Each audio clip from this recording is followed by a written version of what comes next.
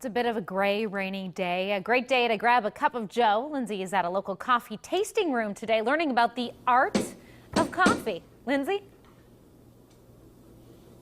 And it really is an art, Jen. Take a look at some of these drinks that barista Aaron Roush has prepared, and they almost look so pretty you don't want to drink them. So I am here with Aaron right now. Kind of walk me through what exactly are you making? Is this a latte, a cappuccino, a cup of coffee? What is this?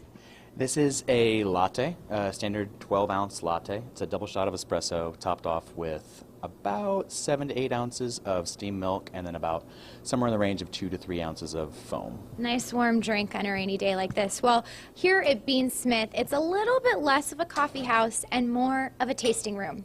Take a look. A quiet clink, followed by a loud grind. To the untrained eye, it might simply mean coffee time. But to the guys behind the bar at BeanSmith in LaVista, A good mix of craft and kind of artistry. there's a dream behind the bean. It represents a lot of work and a lot of people's knowledge that kind of went into it. Think of roaster Nick Tabor as the equivalent of a brewmaster. It's sort of just a gentle infusion of some hot water to sort of start opening up that coffee. Or barista Aaron Roush, like a sommelier. They've studied the art of specialty coffee. BeanSmith is one of the only places in the metro that gets their beans imported. There are different varietals like grapes for wines. They're processed differently, they're grown slightly different. All of those things influence the flavor. There's things that are affected by temperature, atmosphere, agriculture, soil. They roast and package and ship throughout the country. But just last year, BeanSmith owner Chris Smith added this part, a tasting room. That can be kind of a fun experience to try one coffee and then a different one and then a different one. Allowing those to slowly sip and enjoy the comfort of a warm, slow brew. There's a certain romantic notion about that.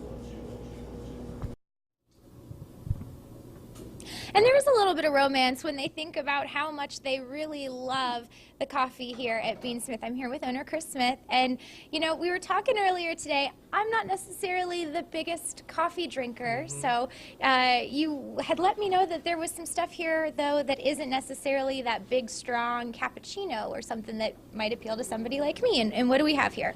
Well, what we have here is something called cascara. It's a Spanish word, and it's what it is the dried fruit of the coffee cherry, and then it can actually be brewed very much like tea, and it comes across fruity in its nature like tea, but it has some coffee nuance to it. Perfect. Sweet coffee. It sounds right up my alley. So we're going to be talking to Chris a little bit later on in the show, specifically about some of these beans and the cascara and the farms where they come from. So you're going to want to stay tuned for that. That's a little bit later on in the hour. All right, Lindsay, thanks so much.